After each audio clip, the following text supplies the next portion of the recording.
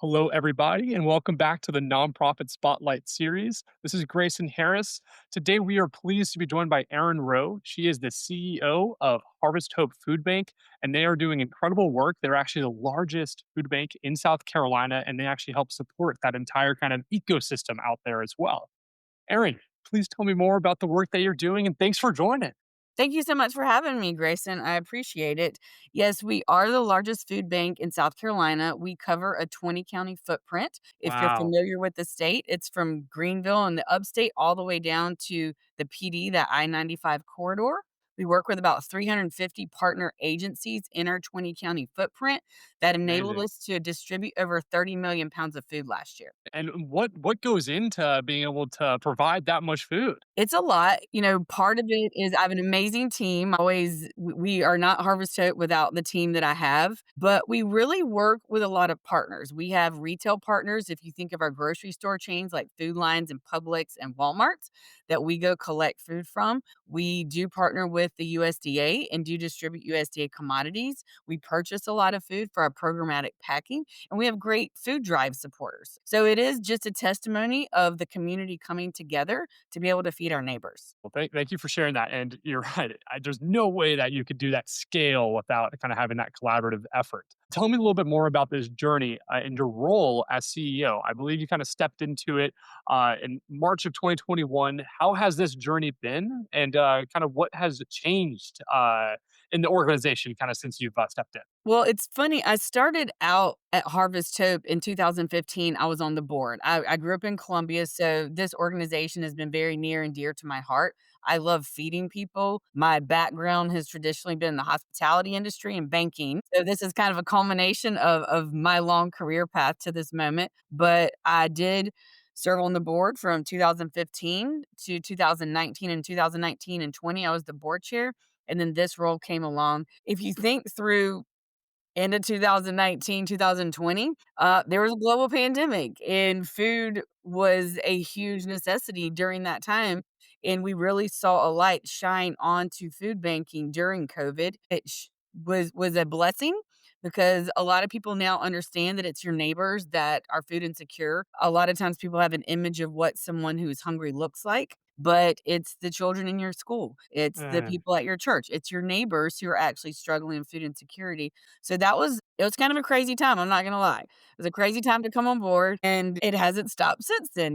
We are pivotal in disaster response. We've had a few hurricanes over the past several years where we do mobilize distributions for food to reach those areas that have been affected by storms. We're currently watching the government shut down, and we're a huge military state. So we're really watching because a lot of our workforce is military and active duty, and they might not get paycheck in a week. And so, it's continuing to address situations as they arise to make sure our neighbors eat. You bring up this challenging time. I think the overall philanthropic landscape it's been difficult this year, Mhm. especially as you're seeing both the need, potentially growing in terms of the mission and work that you're doing, but then also the funding source maybe constraining a little as well. How are you navigating that, strategically with your organization to position it to where you can, service this population? We really look at efficiency. I say this all the time. We are a nonprofit, but that means we just don't pay taxes. We're a business. We need to run like a business. We need to be efficient. We need to make sure we're reducing waste and that we are maximizing returns when we have them. So, we've done a lot of work over the past 4 years automating things that can be automated so I can use my FTE for doing really great neighbor work and not data entry in an Excel sheet because a computer can do that easier. So it's being very mindful of your business and processes, but always I'm a huge Six Sigma fan. I'm a green belt. We're continuously improving. We say that all the time. We don't like to use the word change. We continuously improve because if we don't, we stagnate. And during this time, you have to be able to adjust. Giving is different. Distribution is different. So you have to be able to adjust and go to where the need is. Incredible. I'd love to narrow in on the distribution side a little bit because from what I understand, it's quite an operation, right? You're in 20 counties, you're delivering, millions of pounds of food. Tell me more about the challenges on the operational side that you're dealing with and how you kind of helped create those efficiency within the organization. When you go into a manufacturing environment, You see a lot of trends that are consistent. 5S, Six Sigma, lean methodologies. And the reason is multiple. One is safety, one is efficiency, and it's reduction of waste. When you look at a food bank as a nonprofit, a lot of times people view it as just a food pantry where they have a picture in their mind of a family coming to get a few items of food and they leave and we have somebody else. We actually are really a logistics company. We have 3 distribution warehouses. We have one in Greenville, one in Columbia, and one in Florence that allows us to maximize our routes so we're not driving Yeah. food across 20 counties. We can be localized so our trucking is shorter. When you think of over the past 4 years, I mean, I'm thinking through the COVID shortages, driver shortages, fuel shortages, food shortages. I remember we were having to get the small Chef Boyardee cans to put in our backpack bags so that children can eat them on the weekends, but they're microwavable. During COVID, the resource that makes the microwavable top disappeared. So your microwavable macaroni and cheeses, your microwavable Chef Boyardees, we couldn't find them. So my team would literally go to the grocery store and just buy grocery carts of these little containers in order to take it back and distribute it. So I think when you think through manufacturing, process is key. You have to have good processes because if you don't, it allows unintended circumstances and consequences, whether it's a safety issue, a waste issue, food spoilage issue, things like that. So we've been very mindful of creating a system. We've moved our inventory system online so we can track it from the moment it hits the dock to the moment it leaves the building to make sure that we are moving the first expired, first out. So if there's a product that has a 5-day shelf life and a product that has a 10-day shelf life, we can see that internally and make sure that 5-day shelf life goes out the door first because we don't want to throw away food. That is our main goal. We don't want to throw away food and create waste because people are hungry and they need to eat it. Thank you for sharing that. And this idea of excellence comes about from some of our conversations when we've been talking, and having processes in place to kind of allow your team to achieve that as well. How has building that culture, and in terms of the like team composition and like incentivizing them, and also just general retention strategies been within your organization? It takes a minute, and I'm not gonna lie, that's been a learning curve for me as well. When I think of the word excellent, whether it's excellent customer service, excellent customer experience, we work with people's gifts as a nonprofit. People support us and donate their time and money and energy, and we're not selling a widget or a vacation home or a car. We're literally asking people to help us change people's lives. And I feel very, very strongly that means we have to run our business better than everybody else because people trust us with their funds and their time and their heart, basically.